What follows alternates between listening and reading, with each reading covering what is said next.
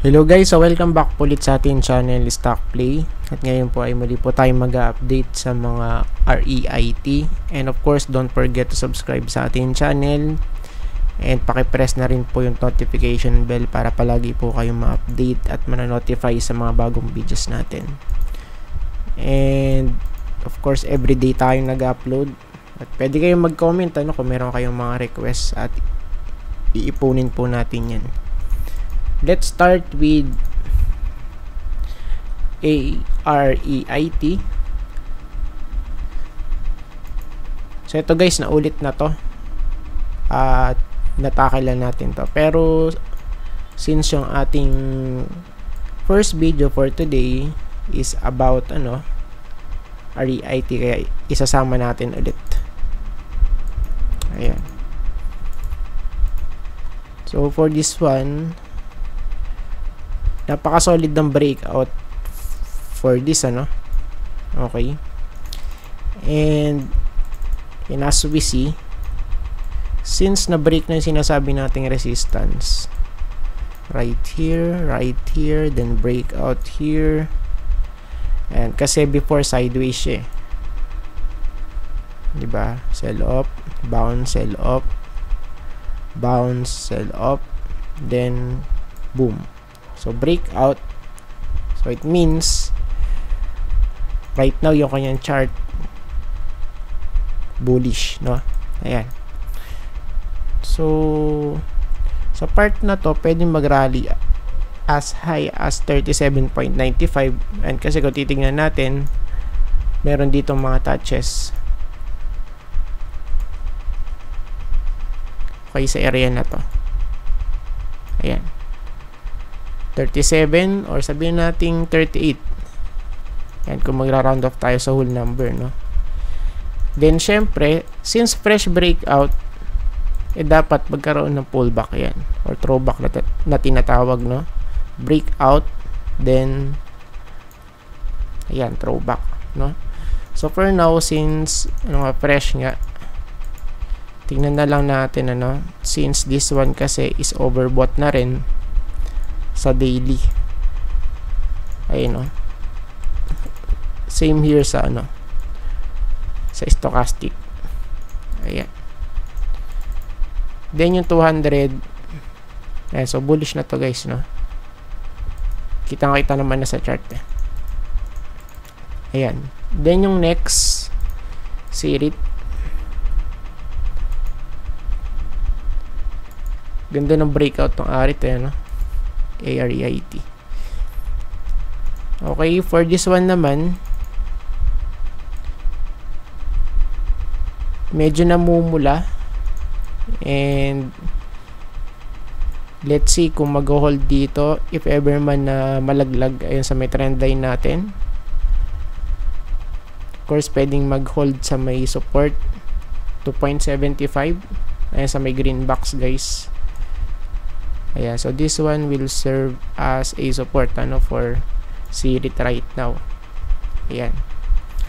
And yung ating dito, pinaka big break, of course, nasa 2.9 Ayan. So tingnan natin for this one, since meron tayong trend line dito, Ayan, so trend line to guys. Series of touches we have here, 1, 2, 3, tapos ito yung pang 4. Ayan, super ala,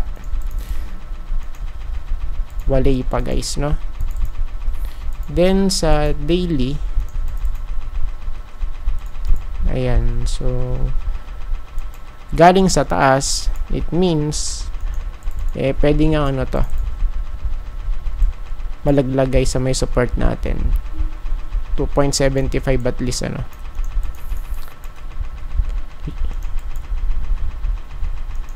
Next natin, RCR.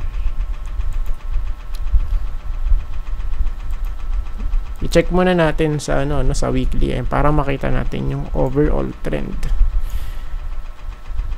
So right now, may breakout. Yes, meron. Because trend line to guys, ayan, So retest lang ng retest, lower high, then right now breakout. So the question is,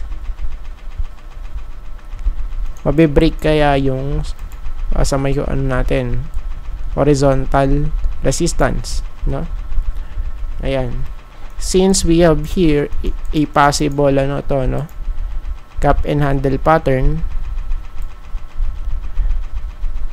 so tingnan natin. Okay? Ayan. So pwedeng ganyan yung maging setup natin, ano, cup and handle pattern, guys. So far naman kasi, since fresh breakout tapos na-hit na yung ating resistance sa horizontal, tignan natin ano kung ano mangyayari, kung paano magre-react yung price. Ayan. Then we have here overbought. Okay. Same here sa stock. Overbought, guys. Overheated na siya, pero I think pwede pa mag-rally as high as 5.6. And yung close niya nasa 5.49 eh. Well, so pwede pang mag-rally to, no? Kumbaga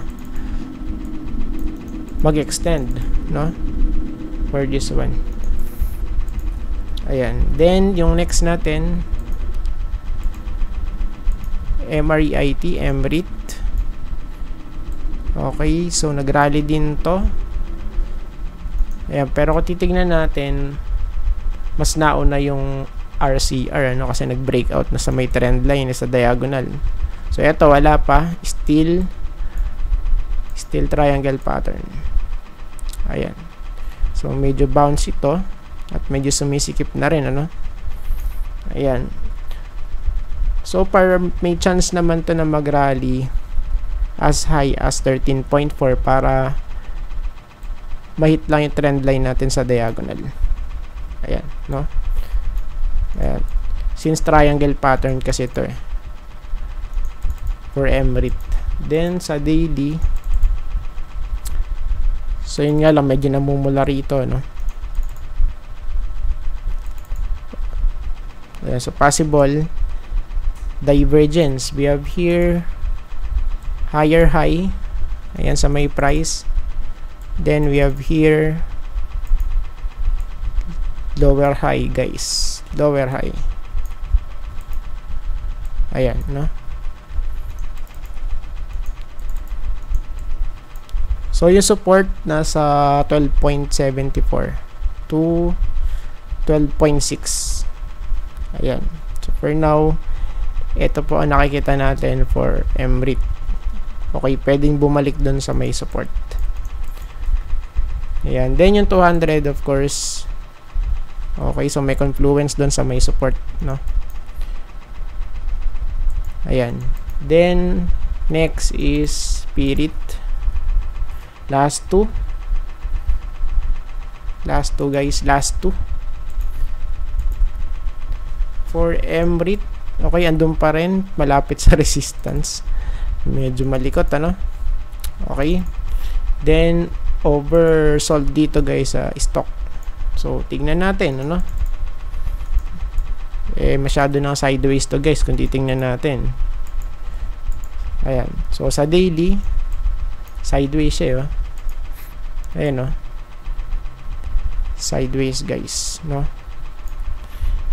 And para siyang triangle pattern kung titingnan natin. Check natin, ano?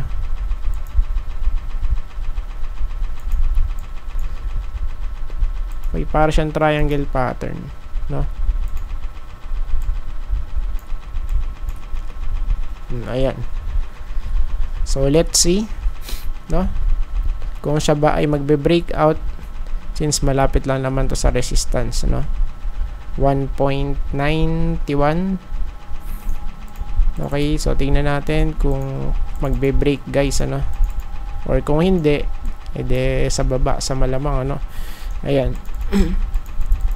Good setup for this one. Then yung last, VREIT.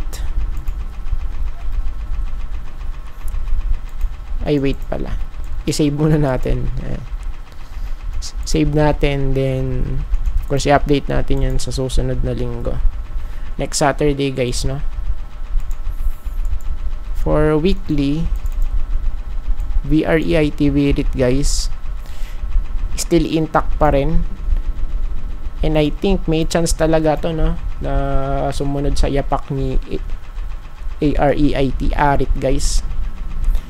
So bakit? Kasi super lapit and kung titingnan natin, na-sustain yung trend line. Ito, sustain no? And of course, tingnan natin, no? Pagka nag-breakout, solid dyan. So breakout, then retest, then push. Ayan.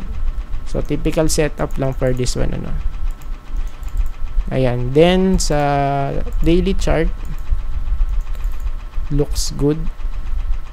Ayan, pero tignan pa rin natin kasi still nasa resistance pa din yan. So ang confirmation pagka nag-breakout, no? Pagka nag-breakout sa taas ng 1.77. So it means mga 1.78 pataas. Okay, pagka nag-close doon, so medyo may palag-palag na to, no? And so far wala pa naman kasi. Ayan. So there is no confirmation, ano, for this one. So unless talaga ako mag-breakout kaagad. Ayan.